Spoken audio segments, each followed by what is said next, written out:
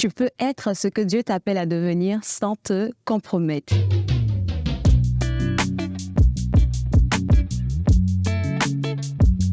Tu peux être ce que Dieu t'appelle à devenir sans te compromettre. Écoutez, c'est la deuxième vidéo, Expérience immigrante numéro 2. J'espère que la première vidéo vous a plu. Moi, en tout cas, ça m'a fait beaucoup de bien.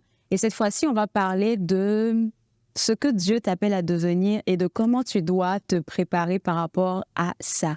Première des choses, j'aimerais vous dire qu'avant toute chose, c'est que Dieu te prépare pour ce qu'il t'appelle à devenir. Je l'ai dit tout à l'heure et j'aimerais partager un témoignage avec vous. Écoutez, quand je suis arrivée ici au Canada, ce que je voulais faire, c'est vraiment me démarquer. Je ne savais pas comment le faire, mais j'ai essayé du mieux que je pouvais de m'impliquer dans les activités d'étudiants de mon école, de mon collège de l'époque. De l'époque, j'ai l'impression que je suis vieille alors que ça fait juste 7 ans. Bon, en tout cas, de l'école dans laquelle j'étais, qui est le collège de la Cité. Et puis, pendant que je travaillais au secteur international, et je cherchais un stage aussi pour mon programme de relations publiques et je ne trouvais pas de stage. Et j'ai eu à être invitée à faire une vidéo pour le Collège de la Cité avec une personne. En fait, c'est mes boss de l'époque dans le secteur international qui ont suggéré mon nom. Et donc, quand on a suggéré mon nom, je vais rencontrer une madame avec qui je fais une vidéo. Elle me met devant une caméra et tout ça. Puis, écoutez, la caméra, le micro, c'est mon truc, hein? C'est mon truc. Et donc, je suis devant la caméra, la dame me pose des questions, je parle avec elle et tout ça. Et quand on termine, elle me demande « Tu étudies en quoi, en journalisme ?» Je lui dis non, j'ai étudié en relations publiques. Puis elle me demande comme ça « Est-ce que tu as un stage à faire ?» J'ai dit oui. Et puis d'ailleurs, même je cherche un stage depuis, j'ai pas de réponse et tout ça. Puis elle m'a dit « OK, je connais des gens qui sont à TV Rogers, je pense que ça pourrait être intéressant pour toi de faire ton stage là-bas. » Et j'ai embarqué. Mon nom est Claude Andrea Boni, je suis bénévole chez TV Rogers. Tout le monde est en convivialité ici, donc ça fait qu'on ne se sent pas un peu à l'écart. Même si tu es nouveau, tout le monde essaie de te mettre dedans. La volonté de vouloir apprendre de nouvelles choses, de toucher un peu à tout. J'aurais jamais pensé pouvoir faire du graphique, mais aujourd'hui, je sais le faire. Je ne savais pas comment ça fonctionnait, mais aujourd'hui, je sais comment ça fonctionne. Si vous venez, même à l'accueil, avec déjà un sourire, vous vous sentez déjà chez vous. Et lorsque j'ai embarqué comme stagiaire à TV Rogers, je ne connaissais pas vraiment le monde des médias, mais je savais une chose, c'est qu'il y avait ce petit côté-là en moi. Vous savez, le petit côté journalistique, là, il était en moi. Et j'ai commencé à travailler là-bas comme stagiaire. Et ce que je faisais, c'était être régie de plateau. Et c'est quoi être une régie de plateau? Oui, une régie de plateau, c'est vraiment de t'occuper des invités, de t'occuper aussi du producteur, de faire le lien entre le producteur et les invités. C'est-à-dire que tu es la première personne, en fait, que les invités vont rencontrer avant de rencontrer peut-être le producteur, avant de rencontrer l'animateur ou l'animatrice.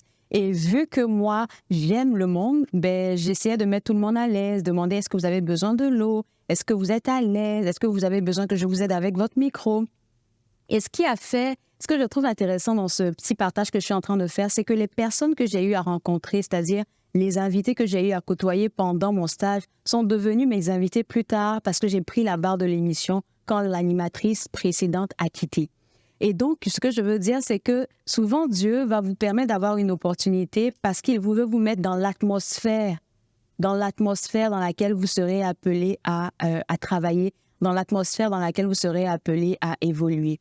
Je me rappelle encore une autre anecdote parce que j'ai eu, grâce à TV Rogers, je devrais dire, grâce à mon travail aussi, j'ai eu beaucoup d'opportunités. Une fois, j'ai été appelée à animer une conférence avec des personnalités. Puis je me demande toujours, vous savez, on n'a pas toutes les astuces on n'a pas toutes les astuces concernant l'étiquette, comment se tenir, comment parler, comment se positionner pour faire une photo. Et ce que j'ai trouvé intéressant avec cette expérience-là, c'est que je ne savais pas exactement comment me positionner pour faire une photo. Vous allez dire, mais tu n'as pas besoin de te positionner d'une manière spécifique, mais certaines fois, oui. Et lorsqu'on nous a pris la photo avec la personnalité politique qui était là et tout ça, je me suis rendu compte que tous les trois, en fait, on avait la même posture. Pourtant, c'est pas quelqu'un qui me l'a appris, mais à force de regarder les gens faire, j'avais la même posture qu'eux. Et donc, je dis ça pour vous dire que Dieu va toujours vous préparer pour être dans l'atmosphère dans laquelle vous êtes appelé à évoluer. Ça peut être vous qui allez rencontrer, par exemple, des gens, un ami qui vous invite, par exemple, à aller prendre un café. Vous allez prendre un café et cet ami-là a un autre ami qui l'a invité pour le café. Et pendant que vous êtes en train de discuter, ben, le gars, il est en train de parler de s'acheter un bateau. il parle de s'acheter, je sais pas moi, un jet privé. Toi-même, tu te demandes, mais je fais quoi ici? J'ai même pas encore une seule voiture. Tu fais quoi assis à la table des gens qui parlent de jet privé et tout ça? Et je vous dis encore, Dieu vous prépare toujours pour l'atmosphère dans laquelle vous êtes censé évoluer. Soyez juste alerte. Et c'est pas des choses qui vont se faire du jour au lendemain. C'est des choses que vous allez devoir travailler. Parce que oui, vous allez peut-être entendre des choses, mais c'est votre caractère qui va toujours vous emmener d'un point A à un point B. Et quand on parle de caractère, pour moi, et je pense que je l'ai mentionné dans Expérience immigrante numéro 1, il ne s'agit pas de devenir la meilleure personne. Vous n'allez jamais devenir une meilleure personne. Non. Parce que vous allez travailler votre caractère jusqu'à la fin de vos jours. C'est pas quelque chose qu'on va faire comme ça et puis du jour au lendemain, avec une baguette magique, là, tu deviens la meilleure personne qui soit. Non, c'est pas comme ça que ça fonctionne. Et donc, ce que vous avez besoin de faire, en fait, c'est de travailler de travailler vos émotions. De travailler, en fait, qu'est-ce que vous ressentez et comment vous dealez avec ce que vous ressentez. Je vais prendre un exemple simple. Vous pouvez être dans votre domaine, je ne sais pas lequel des domaines, ça peut être le maquillage, ça peut être dans la vidéographie, ça peut être dans les médias, comme je suis dans les médias, et vous allez vous rendre compte que vous travaillez, vous pouvez même être entrepreneur. Vous allez vous rendre compte que vous travaillez durement, mais vous ne récoltez pas ce que vous avez semé. Mais par contre, il y a des personnes qui sont sur le côté, qui ne travaillent pas selon vous, comme vous travaillez, mais qui obtiennent des récompenses, qui obtiennent des sollicitations, qui obtiennent des contrats que vous pensez être légitimes d'avoir. Et du coup, ça va commencer à créer quoi en vous? De la jalousie, de la comparaison et plein d'autres choses encore. Et c'est dans ce contexte-là que je dis c'est important de travailler son caractère. C'est important de checker, en fait, comment on se sent par rapport, par exemple, à l'élévation d'une personne, à la bénédiction d'une personne, je sais pas moi, à l'opportunité qu'a une personne qu'on pensait devoir recevoir. Donc, c'est important de venir checker ses émotions pour se dire, écoutez, je pense que là, je commence à ressentir de la jalousie. Et je vais faire une pause ici pour vous dire que la jalousie, c'est une émotion qui est normale. J'aimerais qu'on puisse normaliser encore une fois la jalousie. Et c'est quelque chose que je suis en train d'essayer de lancer comme message autour de nous. Parce qu'il y a des personnes qui ne s'autorisent pas à ressentir de la jalousie. Parce que la jalousie, là, ça t'envoie un message. Ça t'envoie un message de « Oh, je pense que j'ai besoin de faire plus. Oh, j'ai besoin de revoir comment je me sens. » Parce que ça peut être de la jalousie malsaine. Les gens ont tout de suite envie de mettre la jalousie de côté. Et quand vous mettez ça de côté, là, mais ça va créer autre chose en vous parce que tu ne t'autorises pas à vivre cette émotion-là. Je ne dis pas que c'est normal d'être jaloux. Je ne dis pas que c'est une bonne chose d'être jaloux. Ça, c'est un exemple parmi tant d'autres. Mais tout ce que je veux vous lancer comme message, c'est que, OK, lorsque vous ressentez de la jalousie, ce qui est une émotion comme toutes les autres, vous devez vous asseoir avec vous-même pour vous dire pourquoi je ressens ça. Et est-ce que c'est dans mon caractère? Est-ce que c'est aligné avec la personne que j'ai envie de devenir? Est-ce que c'est aligné avec la personne que je suis en ce moment? Tu n'es pas une personne jalouse. Tu as une émotion en ce moment qui est passagère. Donc, apprenez à embrasser vos émotions et à vous poser les bonnes questions. Travailler son caractère, et là, je pense que c'est quelque chose que vous devez écouter. Travailler son caractère, c'est aussi faire confiance à son instinct. Et quand je dis son instinct, c'est vraiment de te rendre compte de comment tu te sens, comment ton corps réagit à côté d'une personne. Vous allez rencontrer des personnes dans votre environnement, vous allez rencontrer des personnes dans votre milieu de travail. Vous ne savez pas pour quelle raison, mais ces personnes-là, vous ne les sentez pas. Et quand vous allez expliquer ça à une personne à côté de vous, ils vont vous dire « Mais toi aussi, c'est pas correct. Mais cette fille, elle est tellement gentille. Ce gars-là, il est tellement gentil. Comment toi, tu ne le sens pas? Comment toi, tu ne la sens pas? » Ben, c'est vous, c'est votre corps qui réagit par rapport à cette personne-là. Vous n'avez pas besoin de comprendre pourquoi votre corps ou bien vos sens se sont éveillés négativement par rapport à une personne. Vous n'avez pas besoin de comprendre, vous avez juste besoin de prendre de la distance et après, tout va se mettre en place. Quand le corps vous envoie un message, parce que votre corps vous parle avant que votre âme, votre esprit, je ne sais plus quoi, votre corps vous envoie un message, soyez connecté à votre corps. Et je pense que j'en ai parlé dans un live que j'ai fait dernièrement, que je vais vous laisser regarder maintenant. Et j'en parlais avec beaucoup de force. Ça m'a pris du temps pour comprendre que c'est pas tout le monde qui est mon ami. C'est pas toutes les personnes qui sont mes amis. Ou bien toutes les personnes qui viennent me dire oh, « On est fiers de toi, on est content. » Non, ça ne m'émeut pas. Parce que le Seigneur m'a travaillé. Parce que le Seigneur m'a travaillé. Je ne regarde pas à ce que vous dites. Je ne regarde pas à ce que vous faites. Je regarde à comment je me sens avec vous. comment je me sens avec vous, comment mon corps réagit en ta présence, comment mon esprit réagit en ta présence. Je ne dis pas que tu es une mauvaise personne. Je dis que tu n'es pas bonne pour moi en cette saison de ma vie. C'est tout simple. Une autre chose aussi, c'est que lorsque certaines personnes s'excitent en votre présence, je l'ai écrit ici, c'est parce que votre esprit leur apporte la paix, la guérison, la libération dont ils ont besoin, peut-être même sans s'en rendre compte. Vous pensez être une bonne personne, c'est-à-dire que vous essayez de travailler au maximum votre caractère, vous essayez d'être la meilleure version de vous-même, vous n'avez pas d'intention malsaine en arrière des actes que vous posez. Et donc, lorsque vous êtes aligné avec vous-même et que vous êtes connecté ou vous entrez en contact avec des personnes qui sont, je ne sais pas comment expliquer ça. Vous ne savez pas pourquoi, mais tu sais que tu rencontres une personne, mais tu sais tu ne lui plais pas. Tu sais que tu te rends compte que cette personne-là, tu ne sais pas pourquoi, mais elle te regarde avec dédain ou bien tu sens qu'elle est hypocrite avec toi. C'est ça le terme. Elle est hypocrite avec toi. Et tu te demandes, mais pourquoi? Pourquoi elle m'aime pas? Mais pourquoi elle est comme ça? Tu n'as pas besoin de savoir pourquoi. Souvent, là, c'est ta bonne énergie, en fait, qui dérange l'énergie. Je ne dis pas que c'est une mauvaise personne, mais qui dérange l'énergie qui se trouve dans cette personne-là. Donc, tu n'as pas besoin de comprendre. Tu as juste besoin de te faire confiance et de faire confiance à ton instinct. Donc, travailler son caractère, c'est aussi faire confiance à son instinct.